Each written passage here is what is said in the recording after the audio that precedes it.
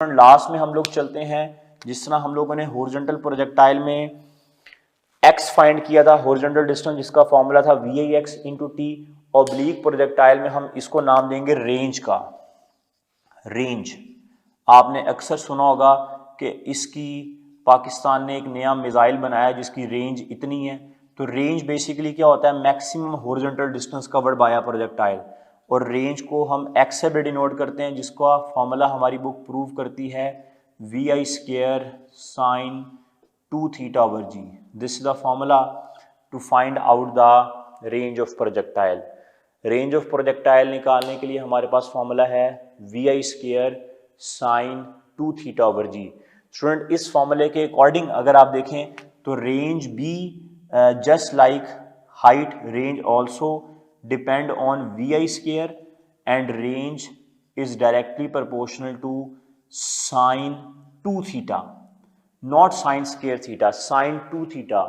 Trigonometry में sin 2 theta 2 sin theta cos theta के equal होता है। ठीक है, तो स्टूडेंट आप इसको ये देखें, आप इस फॉर्मूले को ओपन करके यूं भी लिख सकते हैं, range is equal to VI square 2 sin theta cos theta divide by g. तो स्टूडेंट हमारे पास अगर आप देखें तो इस फॉर्मूले को मैं यूं भी लिख सकता हूं, ये 2 को मैं बाहर लिख दूं और VI दोनों के साथ लिख दूं। VI साइन थीटा क्या हो जाएगा VI वाई, इसको मैं यूं भी लिख सकता हूं 2, और VI साइन थीटा क्या हो जाएगा VI वाई, और VI कॉस थीटा क्या हो जाएगा हमारे पास VI एक्स। इस फॉर्मूले को स्टूडेंट हम यूं भी लिख सकते हैं, रेंज को हम वाई कंपोनेंट और एक्स कंपोनेंट से भी कैलकुलेट कर सकते हैं। डियर स्टूडेंट अगर आप इस फॉर्मूले में देखें तो range is directly proportional to sine 2 theta. तो इसका मतलब ये स्टूडेंट कि अगर मैं थीटा की जगह 45 पुट करूंगा तो 2 इंटू 45 90 आएगा और साइन 91 के इक्वल होगा, तब रेंज मैक्सिमम होगी। तो स्टूडेंट आपने याद रखना है कि रेंज मैक्सिमम किस एंगल के ऊपर होती है। जब मैं थीटा की जगह 45 डिग्री पुट करूंगा तो मुझे मैक्सिमम रेंज मिलेगी, और मैक्सिमम रेंज का फॉर्मूला है हमारे पास VI square over ji. This is the formula of maximum range. तो स्टूडेंट आपने ये वाला फॉर्मूला भी याद रखना है। तो आपको पता होना चाहिए कि मैक्सिमम रेंज कब होती है, 45 डिग्री पे। अक्सर आपने देखा होगा मूवीज के अंदर जो तीर कमान है वो तीर को 45 डिग्री के ऊपर फेंकते हैं ताकि वो मैक्सिमम हॉरिजॉन्टल डिस्टेंस कवर करे। तो स्टूडेंट अगर हमारे पास वैल्यूज होती हैं, अगर मैं आपसे पूछता हूँ eight which angle range is maximum, और मैं आपको वैल्यू देता हूँ 42 डिग्री, बीटा ऑप्शन आपको देता हूँ 47 डिग्री, चार्ली ऑप्शन है 41 डिग्री, और डेल्टा ऑप्शन है आपके पास 50 डिग्री। तो स्टूडेंट इसमें 45 तो है नहीं, तो आप देखेंगे 45 के नियरेस्ट कौन सा है। तो स्टूडेंट यहाँ पे 45 के नियरेस्ट है 47 डिग्री। तो इस वाले के ऊपर रेंज की वैल्यू हमारे पास सबसे ज़्यादा होगी। इसी तरह स्टूडेंट मैं आपसे यहाँ पर क्वेश्चन कर सकता हूँ, eight which angle range will become half of its maximum value,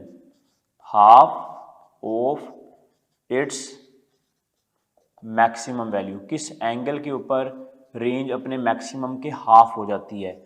मैं आपको ऑप्शन दे देता हूँ 15 डिग्री, बीटा ऑप्शन है 25 डिग्री, चार्ली ऑप्शन है 22.5 डिग्री, और डेल्टा ऑप्शन है 30 डिग्री। तो स्टूडेंट किस एंगल के ऊपर रेंज अपने मैक्सिमम के हाफ होगी, ये हमें कैसे पता लगेगा। अगर आप इस फॉर्मूले में VI स्क्वायर ओवर जी की वैल्यू देखें तो ये R मैक्सिमम के इक्वल है। तो स्टूडेंट हमारे पास वो वाला फॉर्मूला क्या बन जाएगा, R is equal to VI square over g की जगह क्या आ जाएगा, R मैक्सिमम साइन 2 थीटा, ये आ जाएगा। और R किसके इक्वल है, मैक्सिमम बाय 2 के। मैंने पूछा वो एंगल जिसके ऊपर रेंज मैक्सिमम के हाफ हो जाए, यहाँ पे R maximum as it is आ जाएगा, और यहाँ पे स्टूडेंट हमारे पास क्या आ जाएगा साइन 2 थीटा। ये R मैक्सिमम से कैंसिल, साइन इधर आके साइन इनवर्स होगा, साइन इनवर्स 1/2 30 डिग्री होता है, 30 डिग्री इज इक्वल 2 थीटा। तो यहाँ पे थीटा 2 यहाँ पे डिवाइड हो जाएगा, तो हमारे पास थीटा आ जाएगा 15 डिग्री। तो हम इस फॉर्मूले को यूज़ करते हुए ये फाइंड कर सकते हैं कि किस एंगल के ऊपर रेंज मैक्सिमम के हाफ हो जाती है। इसी तरह स्टूडेंट आपको ये पॉइंट भी पता होना चाहिए कि हमारे पास ये जो ट्रेजेक्ट्री है, this is a parabolic trajectory. Short range के लिए जो प्रोजेक्टाइल की ट्रेजेक्ट्री है वो पैराबोलिक होती है, लॉन्ग रेंज के लिए स्फेरिकल अर्थ के लिए ये ट्रेजेक्ट्री जो है वो स्फेरिक एलिप्टिकल हो जाती है। Is it okay? और कुछ और भी इंपॉर्टेंट पॉइंट आपने याद रखने हैं प्रोजेक्टाइल से रेलिवेंट, कि हाइट और रेंज किस एंगल पे बराबर होती हैं? 76 डिग्री। हमारी बुक का एक क्वेश्चन है जिसको हमारी बुक ने प्रूव किया हुआ है। अगर आप हाइट और रेंज को बराबर करके एंगल फाइंड करें तो आपको 76 डिग्री एंगल मिलेगा, जिसके ऊपर हाइट और रेंज दोनों बराबर हो जाती हैं। इसके अलावा स्टूडेंट आपने याद रखना है, अगर दो एंगल्स को सम करने से हमारे पास 90 डिग्री आता हो तो उन दोनों एंगल्स के ऊपर रेंज बराबर होती हैं। फॉर एग्जाम्पल 30 और 60 को सम करने से हमारे पास 90 आता है तो इन दोनों के ऊपर रेंज इक्वल होंगी। इसी तरह 10 और 80 को सम करने से हमारे पास 90 आता है तो इन दोनों के ऊपर भी रेंज इक्वल होंगी। इसी तरह 15 और 75 को भी सम करने से अगर हमारे पास 90 आता है तो इन दोनों के ऊपर भी रेंज की वैल्यू बराबर होंगी। और इसी के साथ साथ स्टूडेंट लास्ट में आप इस फॉर्मूले को भी याद रखेंगे जो मैं लिखने वाला हूँ, 8h is equal to 2r tan theta is equal to GT square. Student ये वो फॉर्मूला है जो हमारी बुक के अंदर मेंशन तो नहीं है, लेकिन इस फॉर्मूले के जरिए आप हाइट से रेंज में, रेंज से टाइम में और टाइम से हाइट में जा सकते हैं। This is a very important formula, 8h is equal to 2r tan theta is equal to GT square. जिस तरह अगर मैं आपसे इस क्वेश्चन का एक MCQ पूछूं, मैं आपसे पूछता हूं कि अगर मैक्सिमम रेंज 2000 मीटर है तो उस प्रोजेक्टाइल की हाइट कितनी होगी? अगर मैक्सिमम रेंज 2000 मीटर है तो उसकी हाइट कितनी होगी? हाइट हम कैसे निकालेंगे? अब रेंज से हमने हाइट में जाना है तो स्टूडेंट हाइट हम किस तरह फाइंड करेंगे बताएं? Height is equal to 2r tan theta over h, 2r tan theta over 8। तो स्टूडेंट यहाँ पे r की जगह क्या आ जाएगा? 2000 और tan 45 आ जाएगा। 45 क्यों आया? मैंने जब बोला मैक्सिमम रेंज तो यहाँ पे थीटा की जगह 45 आ जाएगा और tan 45 का आंसर हमारे पास 1 होता है, यहाँ पे डिवाइड बाय 8 आ जाएगा। तो tan 45 हमारे पास क्या है? 1, ये 1 हो जाएगा और यहाँ पे 2 और यहाँ पे 4 आ जाएगा, तो यहाँ पर हाइट हमारे पास आ जाएगी 500 मीटर।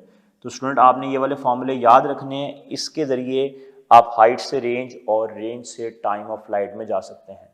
डियर स्टूडेंट, इसी चैप्टर नंबर 3 में हम बुक से हट के कुछ ऐसे टॉपिक्स के बारे में बात करते हैं जो कि इम्पोर्टेंट है for analytics point of view. Friction क्या होती है student? Friction is a force when two objects are sliding or trying to slide against each other. जब भी दो ऑब्जेक्ट एक दूसरे के अगेंस्ट, दो सरफेस एक दूसरे के अगेंस्ट स्लाइड करती हैं तो उनके दरमियान एक फोर्स एग्जिस्ट करती है, that is called force of friction. ठीक है, तो फोर्स ऑफ फ्रिक्शन हमेशा बॉडी की मोशन को अपोज करती है। जिस तरह जब मैं चल रहा होता हूँ तो एयर फ्रिक्शन मेरी मोशन को अपोज कर रही होती है, लेकिन वो बहुत निगलेक्टेड होती है तो हम उसको अक्सर फील नहीं कर रहे होते, लेकिन जब तेज़ हवा चल रही हो तो हम उसी फ्रिक्शन की फोर्स को ऑब्जर्व कर रहे होते हैं। अब स्टूडेंट यहाँ पर हम लोगों ने फ्रिक्शन के कुछ फॉर्मूले याद रखने, इसको हमने वैसे डिटेल में नहीं पढ़ना।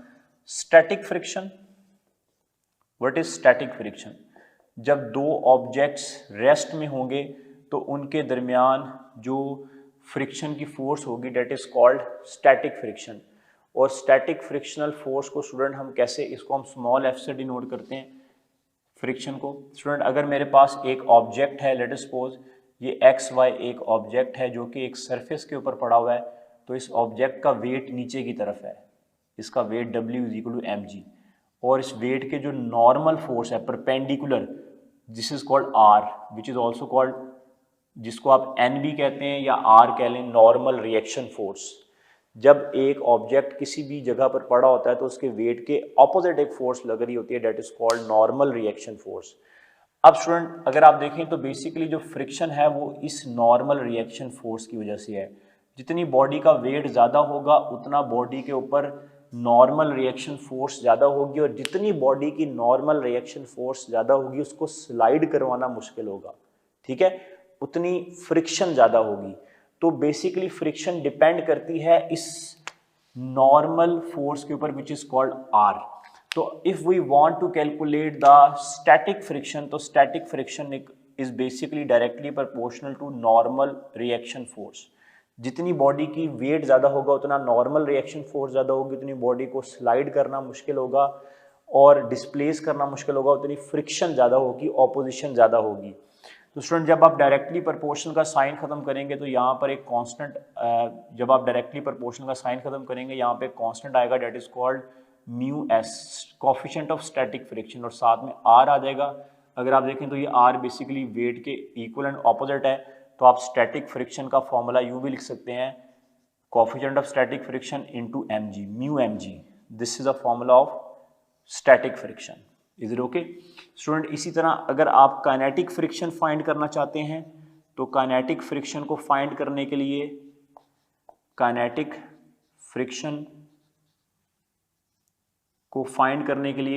फ्रिक्शन को हम Fk से रिप्रेजेंट करेंगे।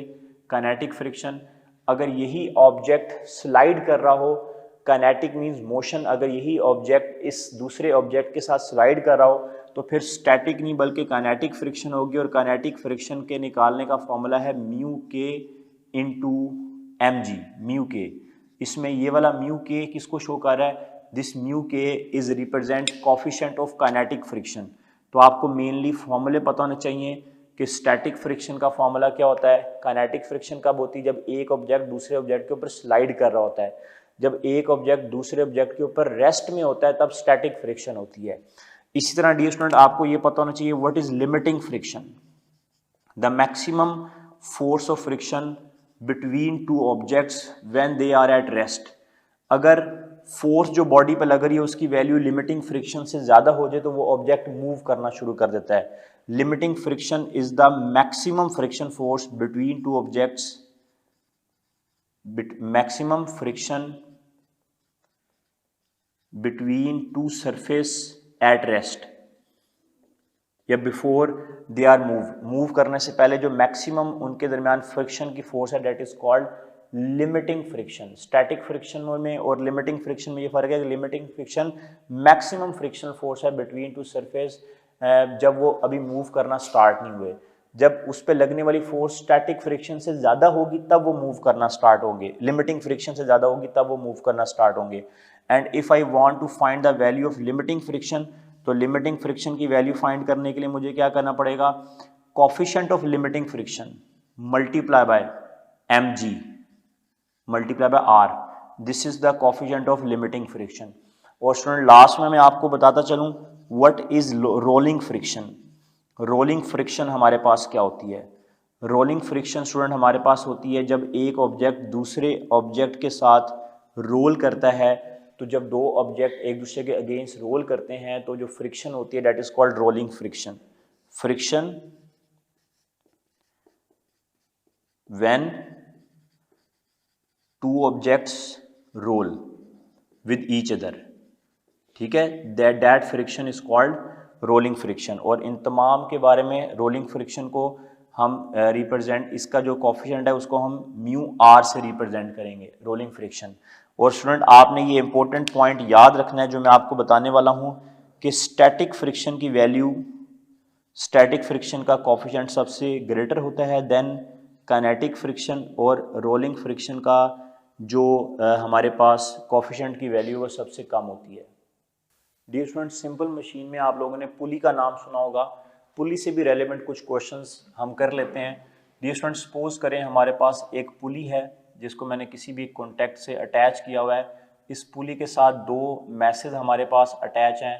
इस वाले मैस को स्टूडेंट मैं ये कहता हूँ कि ये वाला मैस हमारे पास है, let us suppose this is mass M1, ये मैस M1 है, और यहाँ पर हमारे पास एक लाइट, इससे एक छोटा मैस है जिसको मैं नाम देता हूँ दिस इज कॉल्ड M2, ठीक है। ये वाला एक हैवी मैस है, M1 is an heavy mess, और M2 जो है वो हमारे पास एक लाइट मैस है। ये हमारे पास दो मैसेज हैं, ठीक है। अब स्टूडेंट ज़रा आप देखें तो M1 के ऊपर जो बेसिकली नीचे को फोर्स लगेगी उसकी वेट की फोर्स वो किसके इक्वल होगी, M1G के, और जो M2 का जो वेट है that is equal to M2G। और दोनों के अंदर जो रस्सी की टेंशन है वो हमेशा ऊपर की तरफ होती है। टेंशन इन स्ट्रिंग, रस्सी की टेंशन ये चाहती है कि ये ऑब्जेक्ट्स नीचे ना गिरें। अब अगर मैं इस सिस्टम की एक्सेलरेशन या टेंशन फाइंड करना चाहता हूँ तो उसको मैं कैसे कैलकुलेट कर पाऊंगा, इसकी टेक्निक डियर स्टूडेंट मैं आपको बताने वाला हूँ।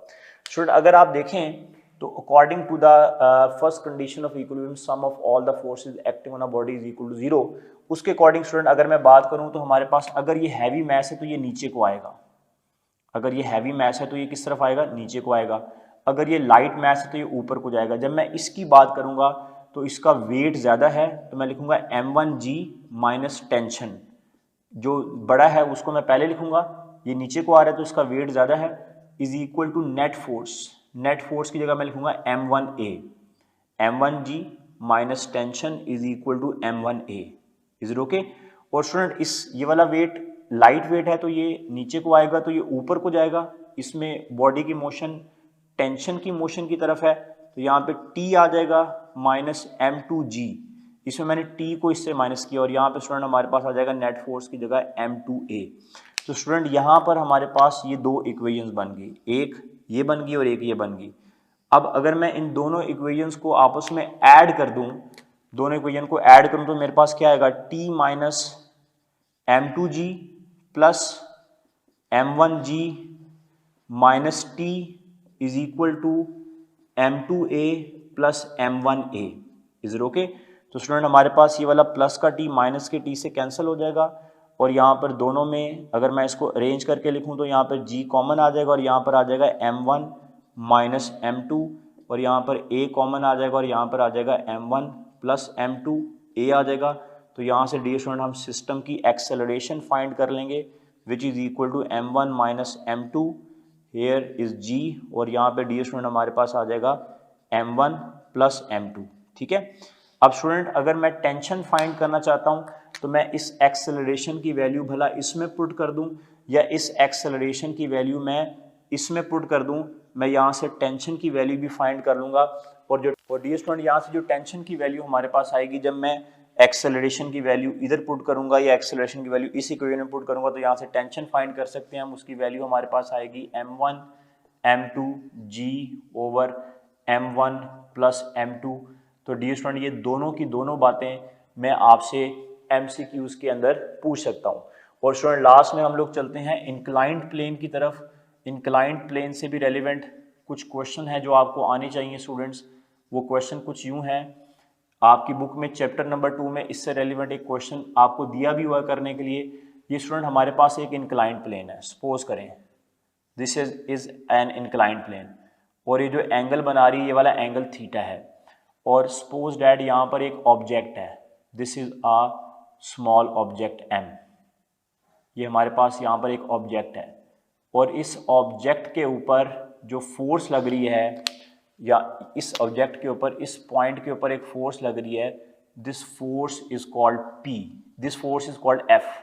इस P पॉइंट के ऊपर एक फोर्स लग रही है तो आपने ये बताना है कि इस फोर्स के लगने से इस ऑब्जेक्ट जिसका मैस m है, इस फोर्स के लगने से जो नेट फोर्स की इक्वेशन होगी वो क्या होगी।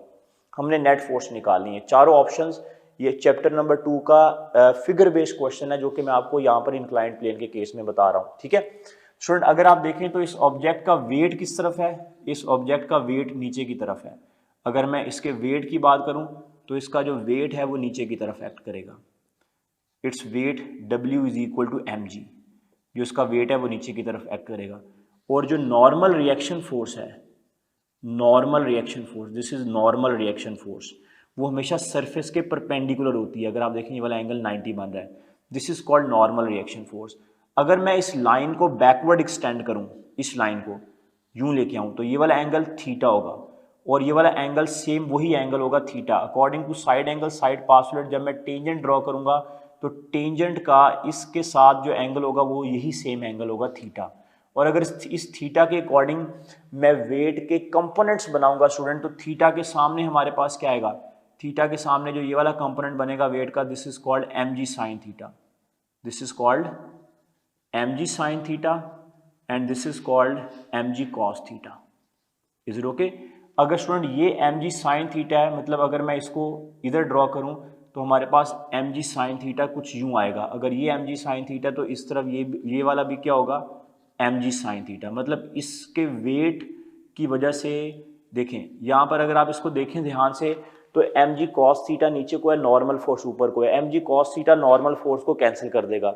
एम जी साइन थीटा इस तरफ है तो वो चाहेगा कि ये वाला वेट इस तरफ आए।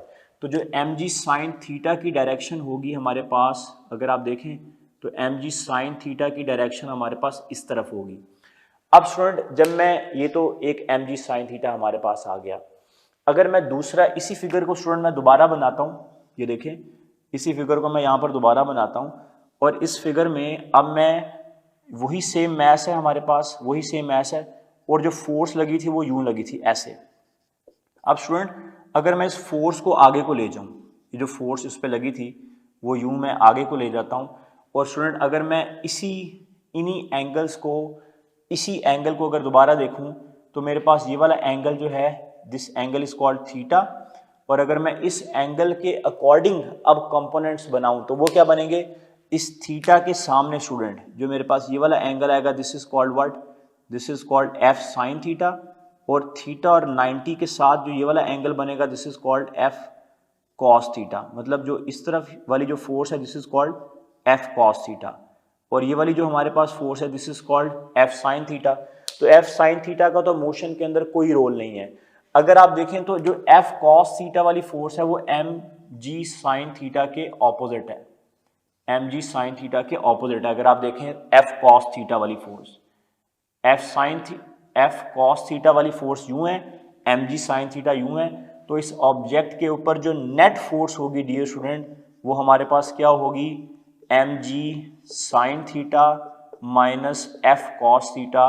This is the right answer कि ये ऑब्जेक्ट अगर नीचे को आ रहा है तो फिर एम जी साइन थीटा ये है और एफ कॉस थीटा इस फोर्स की वजह से प्रोड्यूस होने वाली फोर्स है जो कि इसको अपोज कर रही होगी।